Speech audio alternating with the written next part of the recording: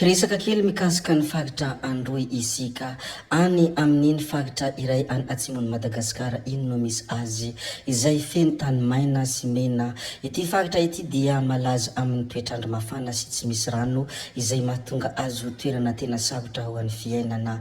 Ao ny voly sy ny fambolena amin'ny hafanana sy ny tsy fampian-drano. Ny tontolo manodidina dia feno tany mavo, havoana sy ny vato. Raha vantany vao miresaka izany fagatra androy izany isika dia tsarona fona ny hiran'ny mpanakanto anankiray izay mitondra ny lohateny hoe omeo rano raha ho rapelaka, omeo rano famaran-drano. Ry tompoko lahy sy tompoko vavy zoky zandry ray aman-dreny, mialohany hidirantsika amin'ny resaka izay fanaovantsika moa dia abonné vetivety alohan'ny chaîne-natsika ary asio amin'ny vidéo indrindra apetraho ihany koa ny commentaire. Ndeha aloha hidirantsika vetivety izany fanaovana abonnement izany, mialohany hidirantsika amin'ny resaka izay ataontsika. Ndao ary tompoko lahy, ndao ary tompoko vavy, abonné vetivety ary ny chaîne-natsika.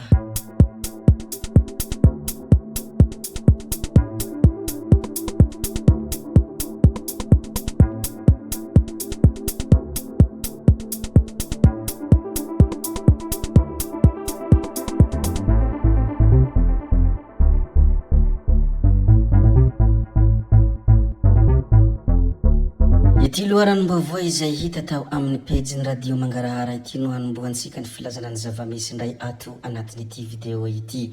Izy ity moa dia ampanjony efatra no maty noho ny andro ratsy. Maty rehefa ny andriaka ireto mpanjony tao Taolagnaro ireto. Mbola ratsy be ny andro any ary tafiakatra 5 metatra ny onja an-dranomasina. 12 no efa avitra sy aman-tsara. Mbola misy kosa ireo karohana raha araka ity loharam-baovao izay hita tao amin'ny radio Mangarahara ity. Fa ity indray kosa dia loharam-baovao izay tao amin'ny CRGN Antananarivo. Vehivavy malaza amin'ny fanendahana no tratra indray. Vehivavy iray efa malaza ratsy amin'ny haripôsy sy ny fanendahana ity vehivavy ity. Tsy mifidy toerana izy fa na eny antsena aza, eny na eny andalana hatrany anaty taxi be izy dia mbola manao izany asa ratsy izany foana. Voalaza fa efa ampamerikeloka izy ity ka izao tratra izao indray nanendaka olona hamonjy asa maraina ny tamin'iny 12 febroary lasa teo iny. Marina fa naverina any amponja indray ity farany rehefa tratra indray ity vehivavy malaza amin'ny fanendahana ity. Rehefa avy nilaza mikasika aniny vehivavy malaza amin'ny fanendahana iny sika dia ndeha ary ho lazaintsika kely ihany koa ity loharam-baovao izay hita tao amin'ny pejy anankiray izay mitondra anarana hoe New Mada. Vahiny hita faty tao antranony. Teratany frantsay iray 70 taona hita faty tao antranony tao amin'ny fokontany Ambohinabo talata maty. Araka ny fampitam-baovao moa dia naray antso ny mpitandro ny filaminana ka nidina ifotony nijery ny zava-misy avy hatrany. Hita tao amin'ny efitrano fatoriany ilay teratany vahiny nipetraka natory saingy tsy nisy aina intsony. Raha ny tombatombana moa dia tombanana fa aritina tosi-drano nahafaty azy araka ny valin'ny fizahana nataon'ny mpitsabo ary tsy nisy dia ndrahita tamin'ny vatany. Izany moa loharam-baovao izay hita tao amin'ny pejy New Mada koa dia zaraina kely aminareo ato. Koa rehefa avy nilaza ny zavatra izay nolazaintsika teo moa isika dia andeha ary isika hilaza kely ny mikasika ny resaka mpanakanto. Resaka mpanakanto malagasy moa dia matetika mampisy resabe ao anatin'ny tambanjotra antserasera, indrindra fa ireo mpanakanto avy any avaratra, indrindra amin'iny fagatra Diana sy Sava iny. Maro moa ireo milaza ny hoe ny mpanakanto avy any Diana sy Sava dia anisan'ny mpanakanto izay tena matikambo, mpanakanto izay tena be oeraoera ary ohatrany izy ireo ny tena mpanakanto manambola sy manana ny mahizy azy. Nefa hoy sasany izay maneho ny hevitra dia arakaraka ny mahamatikambo azy no ahafantarana fa tena tsy manana ninina izy ary tsy manambola akory na dia hilaza fa manambola. Na dia tsy misoratena toy ny voatango azy ny olona anankiray dia fantatra eo foana izay mamiratra ary fantatra eo foana izay manana ny mahizy azy na dia tsy mirehareha aza hoy ireo izay maneho ny hevitra. Fa na zany na tsy zany anefa dia tsindrina manokana tsy ireo mpanakanto rehetra avy any amin'ny fagatra Sava sy Diana no manao an'izay zavatra izay fa ny ankamaroan'izy ireo dia manao an'izany.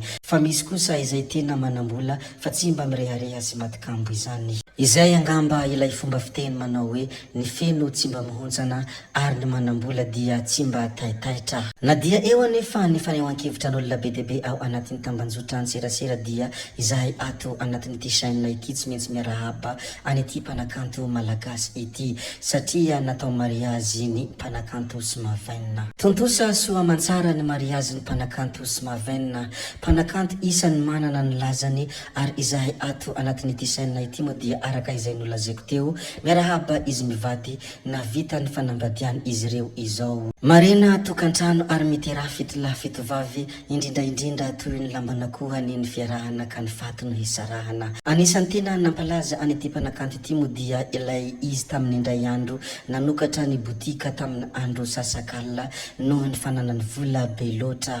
Ajanonantsika moa ny resaka aniny mpanakanto Smavène sy ny mpanakanto avy any amin'ny faritra Diana sy Sava iny fandeha resika hijery kely ny soratra izay nosoratany filohan'ny Repoblikan'i Madagasikara Andriamatoa Andry Nirina Rajoelina mandresy isika mandresy Madagasikara hoy ny filoha Andry Rajoelina.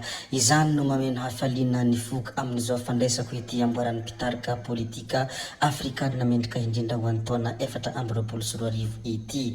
Tsy ho ahirery izao fandresena izao fa reharehany malagasy rehetra ihany koa satria ity amboara ity dia marika ny finiavantsika hivoatra sy handroso sady fampitsiahivana ireo dingana efa vitantsika sy ireo fanambo mbola miandry atsika. Ary mbola nilaza ihany koa ity filohan'ny Repoblika Andry Rajoelina ity ny hoe ary maneho fa tafita hatrany ivelan'ny sisintanitsika ny vina hitondra fampandrosoana marina ho an'ity firenena malalantsika ity ary hanorina ho avy tsaratsara kokoa hatrany ho an'ny taranaka.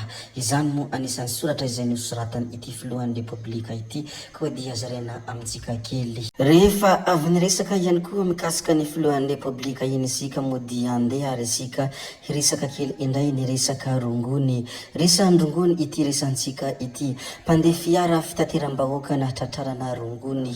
Lehilahy 5 taona no nahatratrarana rongony milanja 3 kilo sy 300 grama tany amin'iny Beronono Energetosika iny. Raha ny fanazavana hatrany dia mpandeha tao anatin'ny fiara fitateram-bahoaka ity lehilahy ity ary ny fisavana natao no nahatratrarana azy satria dia nofinosina harina nentina tanatin'ny sakosy ilay rongony izay nokasena amidy tany Analavory. Ninona ny filazana ny fahantrana ny zavatra mila tsapantsika vahoaka malagasy dia tena ratsy be izany mamonimoly izany ary tena tsy mavita mifehitena ny olona rehefa mamonimoly. Nohon' izany dia tsy misy mahatsara ity moly ity ary loatra raha toaka fanjakana sy ny lalàna no mandrara ny fifohana moly sy ny fivarotana izany moly izany. Tompoko vavy sy tompoko lahy, zay ihany koa no namarana ny videontsika koa dia mankasitraka anareo na vitana hainao hatramin'ny farany ary mbola manentana anareo foana ny mbola hanaraka ny video manaraka izay alatsaka hiato misesisesy tsy mijanona tsy anky hiato.